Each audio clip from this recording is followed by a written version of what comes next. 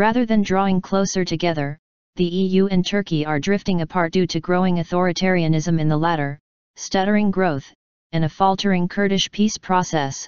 Non-governmental organization the Independent Turkish Commission warned on March 17.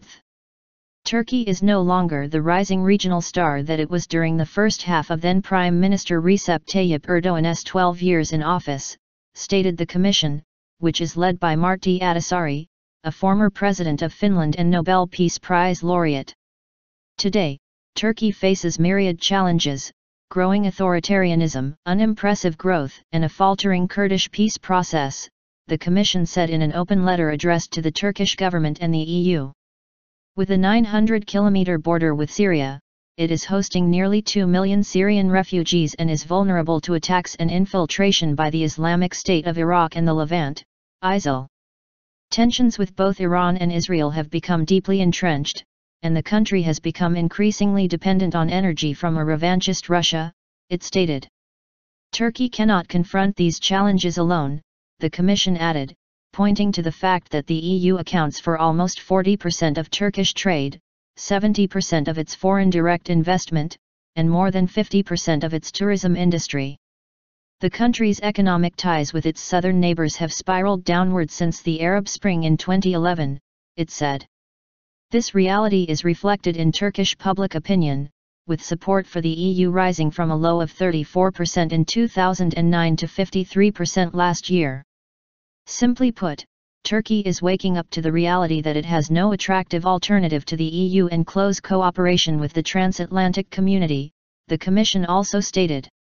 It said the EU has never had a greater interest in a stable, democratic, and Western-oriented Turkey, and that without Turkey's cooperation, Europe and the international community would struggle to confront the threat of foreign fighters, defeat ISIL, stabilize Iraq, and craft a political solution to the Syrian quagmire.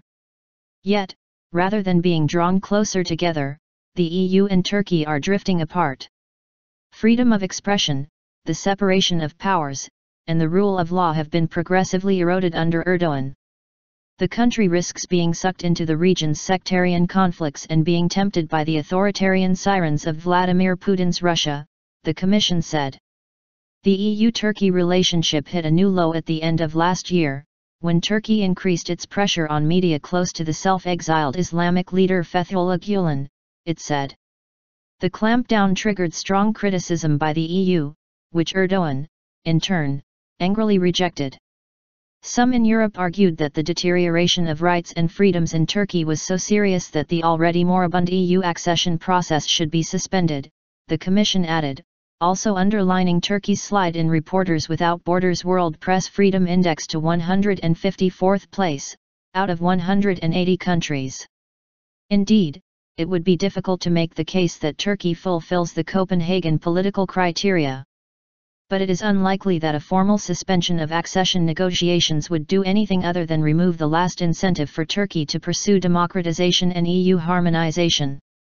Instead, the EU should redouble its efforts, strengthening both its criticism of Turkey's democratic backsliding and the credibility of its accession process, it stressed.